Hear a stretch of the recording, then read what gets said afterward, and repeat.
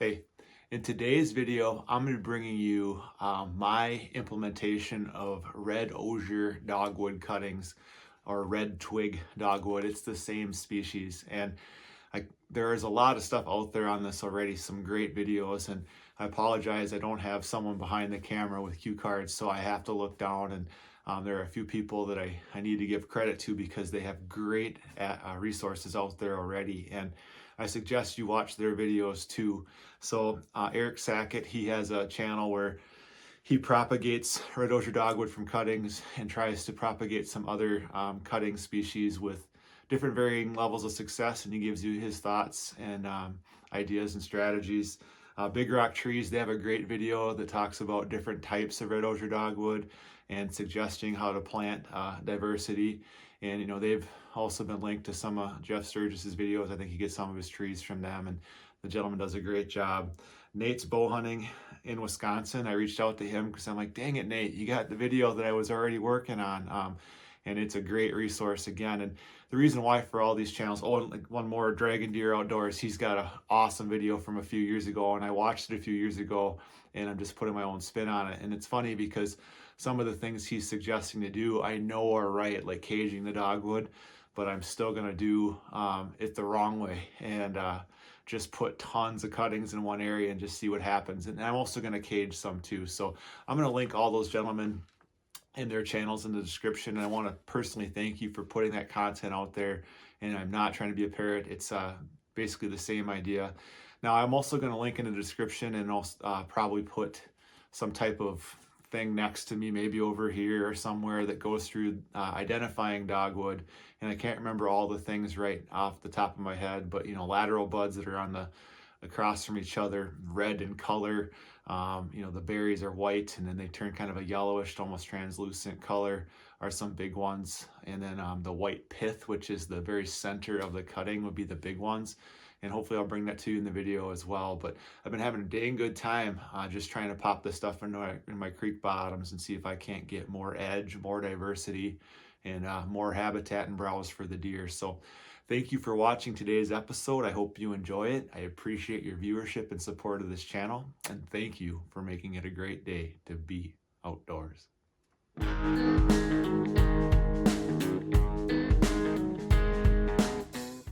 So how do you know what red osier dogwood looks like? I already gave you the pointers, but in the center here, it isn't really focusing for me, but that white spot, that's the pith. So it's the center.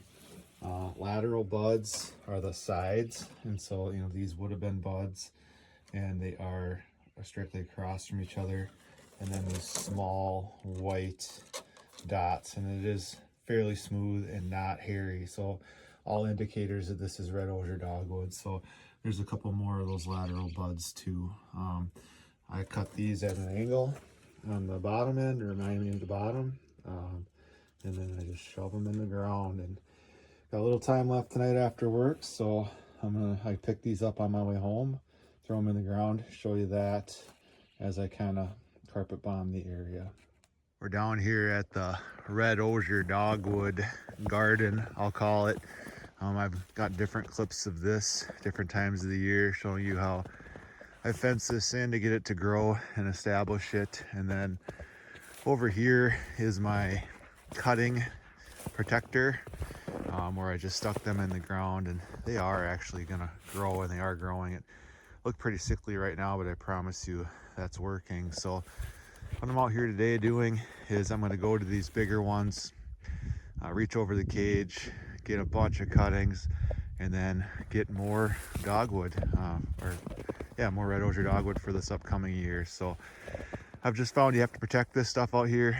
I think they call this deer candy. And in the spring, I'll take you out here again as I adjust some of the medium and smaller cages in the background as we try to get the bushes bigger like this. And once it gets to this size, I'm gonna be done with it and just take the cage off and let things go their own way. All right, that's what I was able to confidently, comfortably harvest off. And I love working on the tailgate of my truck. It's just the right height. And one of these days, I'm gonna make a video on the things you need to do your own habitat management. And on that list is going to be buckets. They just come in super handy. So I'm going to break these pieces down, fill up this 5-gallon bucket for sure, and then put these someplace cool and dark for a while. And we got kind of a weird thing going on. It's the end of March and we have one snowstorm and another one coming, and some places the frost might not actually be in the ground. So I might actually stick some of these in the ground today, just for fun. All right, so I drive by this thing almost every day. Obviously it's just in a ditch here, and so I'm just going to take a crap ton of it. I know it's red osier dogwood. I'll explain some reasons why, the pith and the budding on the lateral, the sides, but I'm going to cut this all down because it's just going to get mowed down anyway, and I'm going to put it right in the ground tonight. So here's my haul. This took me like 4 minutes. I just threw them up by the road, threw them in the truck. I've decided it's going to be more beneficial to cut these down here in the barnyard, working on the tailgate of the truck, and then put them in a bucket and then go pop them in the ground. I'm gonna put some in the ground tonight. They say you're supposed to get the cuttings in the ground pretty much right away. There's a couple people I have to give credit to for videos I've watched. I can't think of them off the top of my head. I don't run off cue cards or anything, but I'm definitely gonna link their stuff in the description, and I'll have a cheat sheet so I can mention them in the closing to this video. One of them was Big Rock Trees for sure, explaining the difference between red osier dogwood, and then I think it's Silky Dogwood, and the gentleman says you should probably have both. And so this is red osier because it's got a white pith, and I'll put the hacks or the things to look for in there too. Just off the top of my head, one thing is that anytime you have a bud, that they are across from each other. And then I can't remember exactly right now what this stuff is called, the white stuff, but that's another thing. And there's no berries, but this is pretty indicative of what the berry clump would look like on red osier dogwood. So I'm confident this is red osier. I'm gonna make myself some cuttings and then get it in the ground. So we're out in the creek bottom, southwest creek bottom, and this is a spot that I sprayed because I had extra spray, and I did it to potentially plant trees, and it's the only place I'm going to be able to put a bunch of these red osier cuttings in, because this dang grass, it's still frozen underneath that. And there's my bank spline in the background. That might actually get moved over to this hillside, but I'm just gonna fill this area up right here with all kinds of cuttings, and then I will cage them. They will not grow out here without being protected. Maybe throw some more over this direction. Here's a giant food plot, and then there is some switchgrass that started to come up. This was a fail for switchgrass. I've other videos, or will have other videos that mention that, but this area right here is thawed, so we're gonna make clumps. And so I'm gonna put 5 or 6 cuttings, different thicknesses, different, I guess, ages maybe, all together, and then just work my way through and try to make a line. The road to the south is over this way, so it should at least make deer feel a little bit safer down here, even though they're pretty dang comfortable down here too. This is a trial run. You know, eventually what I'd like to do is I'd like to line the edge of this food plot in something like red osier dogwood, and I think it would work. I think I could go for it right now, but I just want to see what I'm in for, and so I'm just going to try this here. It's just more edge and more cover, and it's really weird how this worked out, spraying this from the air with the drone footage. And so maybe next year I do another swath somewhere else, maybe going a different direction. All right, so there's a clump there. I don't know if you can see it or not. I don't want to walk, it's awful squishy. And then another clump right here, and so you get an idea. And I am sticking these down as far, I mean way far. Some areas I'm hitting frost still, but 6 inches down, 7 inches down, just to give them more of a chance. Don't know if that's the right thing to do or not, but I'm going for it. So a bunch of different age cuttings all in one spot, and then trying to stagger them a little bit, but I don't have a ton of space to work with because of the frost. So I'll probably go back around and then do the opposite of where I have a bundle, you know, to kind of make a, I don't know, zigzag pattern, I guess, because I did this the whole way down along this line. Forgot to mention, these are all box elders I transplanted too. Kind of trying to make this a funnel so I can manipulate deer movement a little bit. All right, so there's my bucket of cuttings, and I made them big this time. And I'm just stretching out the evening, just doing something other than watching TV. It's like the second or third nice day this spring. So in the background, you can hopefully make out how I'm just sticking tons of these in the ground. So this whole area, now why here?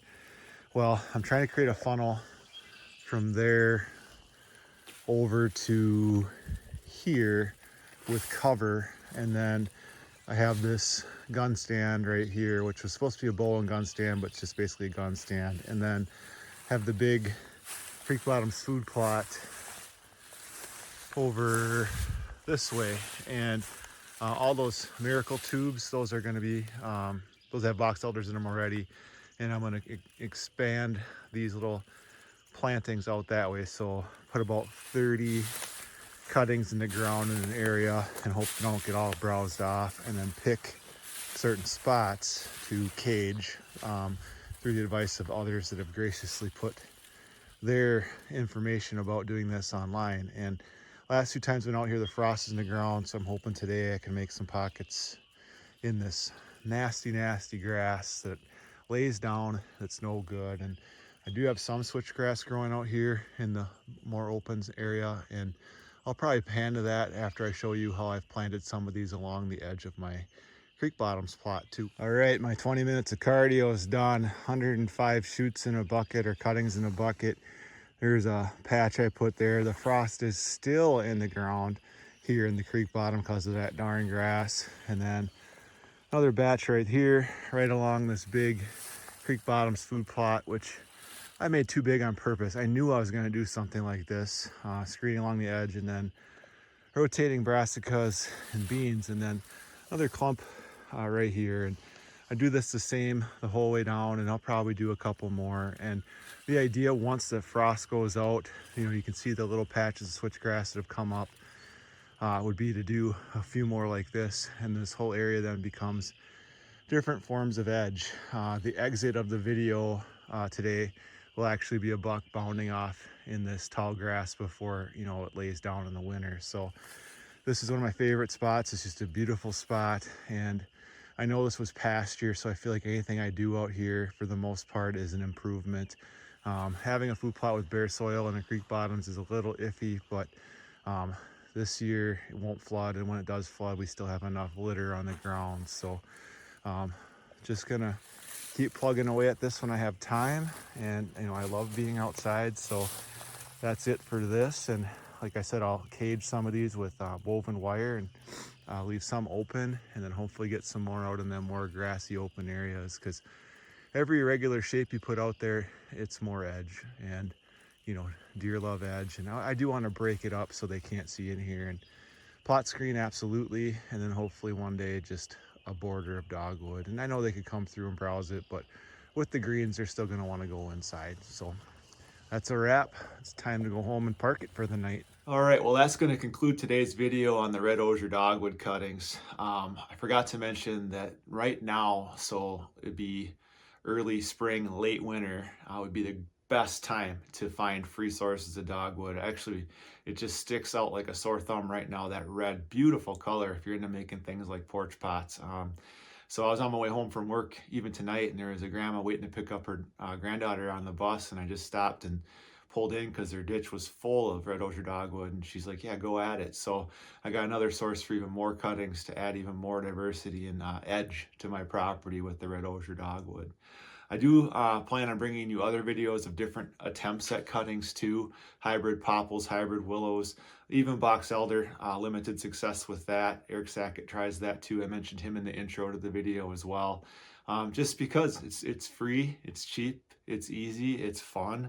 It gives you something to do. It was beautiful out this past Saturday, so I stuck a couple hundred cuttings in the ground. So thank you for watching today's episode. Thank you for the support of this channel, and thank you for making it a great day to be outdoors.